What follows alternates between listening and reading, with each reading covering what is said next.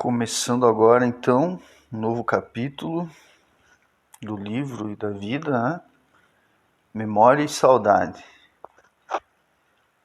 E é só você que tem a cura pro meu vício de insistir nessa saudade que eu sinto de tudo que eu ainda não vi. Não vou dizer quem que escreveu isso, não. Quem vai ser por si, memória como um mar. Fez ser o que te fez igual a mim, barco. Esse é um trecho de uma letra nossa, dos escultores de alento.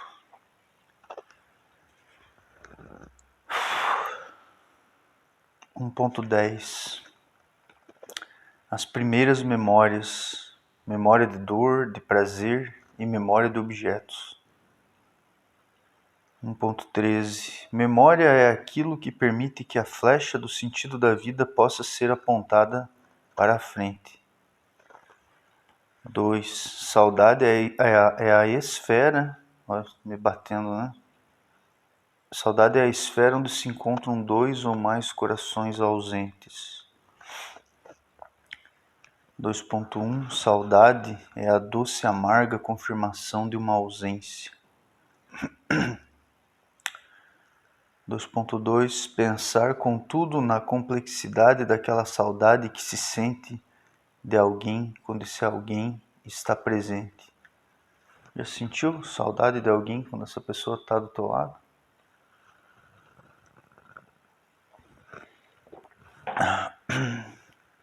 3.0 A saudade como força criadora. Não desprezar a saudade, não interferir moralmente na saudade. E nós sabemos a diferença entre saudade e lembrança, né? Não é apenas lembrar de algo passado. Saudade é sentir aqui, agora, algo pretérito, findo. Não é analisar-se, culpar-se ou desculpar-se. O sentimento não tem culpa, nem remorso, nem análise. Sim, o sentimento é também mental, racional. Mas a mente aqui é mero instrumento. A saudade vem de mais longe, de regiões, quiçá, perdidas em nós.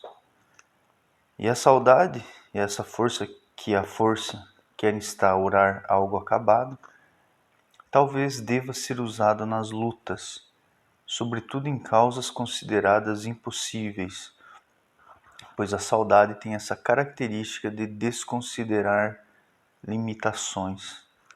Então, uma breve reflexão sobre a saudade no sentido assim de não interferir moralmente, né? Mas tentar entender o que a saudade diz. Por que se sente saudade de repente alguém que fez mal, de um tempo difícil, enfim, né? Tentar entender a que a saudade se refere, né? Eu tenho para mim que a saudade é uma espécie de reveladora das nossas verdades, né? Pelo fato de que a gente não escolhe sentir saudade, né? Eu vou sentir saudade do colégio, né? Você de repente sente falta. E de repente não foi um tempo muito agradável, enfim. Mas tem alguma coisa ali que está te comunicando, né? Que está te remetendo a isso por algo que talvez você não esteja conseguindo captar, né? Perceber. E eu acho que isso é o fascinante da saudade, assim, né? Diferente da lembrança, né? Porque a lembrança você pode, né, se esforçar. Eu vou lembrar aqui, né? Tem coisas que você nunca vai lembrar, mas você pode fazer um exercício e se recordar de muitas coisas. Agora, a saudade em si é uma coisa que vem por si mesmo, né? Que se instaura e quer meio que recuperar uma coisa perdida em função, ao meu ver, de um futuro, né? Eu não vejo a saudade como apenas um gesto para trás, assim. Talvez seja um dos sentimentos mais ricos, né? Porque mais ambíguos também.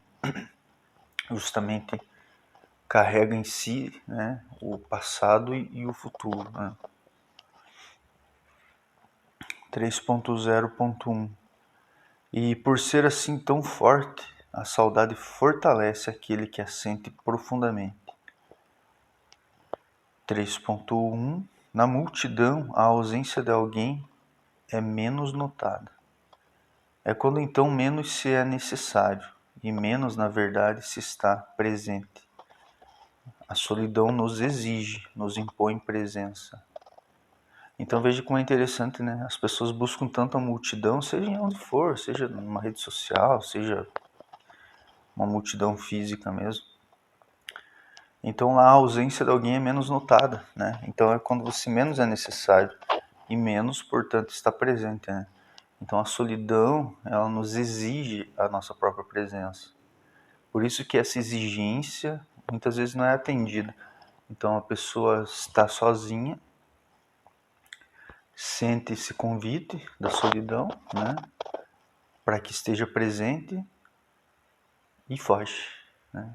Liga a TV, mexe no celular, né? Enfim, sempre faz um movimento oposto, né? E tem que ter uma frase de solidão num capítulo sobre saudade, né? 3.2 Paradoxo humano. Quando o indivíduo se considera como tal, somente em uma multidão. É interessante isso, né? A gente vê que as pessoas assim, elas se sentem sendo alguma coisa porque elas estão numa grande massa, né? Como Nietzsche dizia já, né? O grande rebanho, né? E é verdade, né? A pessoa não consegue ter uma afirmação própria, mas no bando ela se sente sendo alguém, né? É claro que muita gente já falou algo nesse sentido, né? Não estou aqui inaugurando nenhum pensamento. Mas isso tem muito a ver com a solidão, com a nossa recusa em nos tornarmos mais fortes por conta da solidão.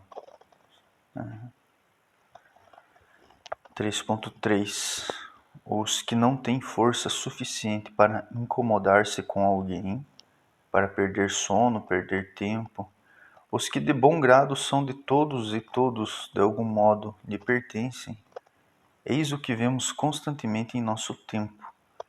Homens fracos demais para o amor, fracos demais para a vida. 3.5 A saudade é uma falta que não falta e que não sobra. 3.6 O silêncio é a alma da ausência e também da presença. 3.8 Apenas sendo para sempre se pode ser a cada instante. 3.9 Quem assume compromisso com a eternidade não é derrotado pelo tempo. 4 Há duas formas de criar o vazio. A primeira, claro, é nada colocar. E a segunda é encher totalmente. 7 A memória não é um mero estado, uma espécie de espaço interior onde encontramos em nós algo já findo, mas sim uma forma de olhar o presente e passar pelo mundo. A memória é uma forma de destinar-se. 7.2 A memória está condicionada à linguagem? Lembramos porque temos linguagem ou o que em nós lembra é, primeiramente, alinguístico? 7.2.1 Para Damásio, o conhecimento que existe na memória pode tornar-se consciente de modo linguístico ou não linguístico. Tá? Minha pergunta, no entanto, é: tal conhecimento está armazenado linguisticamente ou não? Se estiver, suponho que volva à consciência por meio da linguagem. Mas nesse caso, surgiria com as mesmas palavras com as quais foi guardado? Já pensou nisso? Se não estiver, creio que volverá de outros modos, embora tantas vezes se busque verbalizá-lo. O que me parece óbvio dizer é que a memória guarda o que é verbalizado e também o que não é, as sensações inominadas e os saberes alinguísticos. 7.2.3 O que se passa na consciência e na memória de um apreciador de perfumes e de um degustador de vinhos, eles compartimentam de alguma maneira o aroma e o gosto? Perceber o quanto tal saber é inefável e, no entanto, recorrente. Pensar na forma com que a memória guarda tais apreciações e as retoma. E mesmo que depois surjam nomeações, perceber que a memória as dispensa. Talvez o cheiro e o gosto sejam guardados em estado puro, em estado nu. 7.6 O passado como prótese. Isso é uma coisa muito comum, né? Que muitas pessoas usam o seu passado, o passado da família, ou algum passado qualquer, como prótese, né? E sempre que surge a prótese, porque a saudade não é uma prótese do passado, né? E quando você usa o passado como prótese é justamente porque você está ausente de onde está. Não está presente, né? E a saudade é uma afirmação, é uma presença. Nesse sentido, tudo que for usado para um crescimento alheio, que é uma prótese, né? É também uma forma de retirada do ser, da pessoa, enfim, do indivíduo, do presente, né? 7.11 Nossa memória, em sua maior parte, se formou exteriormente, ou, se preferirem, de fora para dentro. 8.7 Sim, queremos a morte da memória, quem sabe da saudade também. Esta geração que leva computadores no bolso parece não querer conhecer a fundo determinados assuntos. Ela não está disposta a conhecer Dostoiévski ou Proust, lendo todos os seus livros, por exemplo, mas quando, se for preciso, por meio de uns 2 ou 3 toques na tela. A longa construção da memória em nossa espécie é desconsiderada pelos que se recusam a alicerçar algo no próprio espírito. E assim, vivendo apenas no presente, mas um presente fraco, negligente, veja bem, tornam-se seres sem história. E ainda alguns nos dizem que estamos no futuro. Fazer essa diferença então, né, de você estar somente no momento em que está, né, um presente negligente é um presente que não tem em si a concepção de que carrega sim grandes passados e grandes futuros em si. É esse movimento de ficar só preocupado com as coisas do agora, né? Preocupado só com as ninharias do dia a dia, né? Com os pequenos prazeres, as pequenas alegrias, né? 9.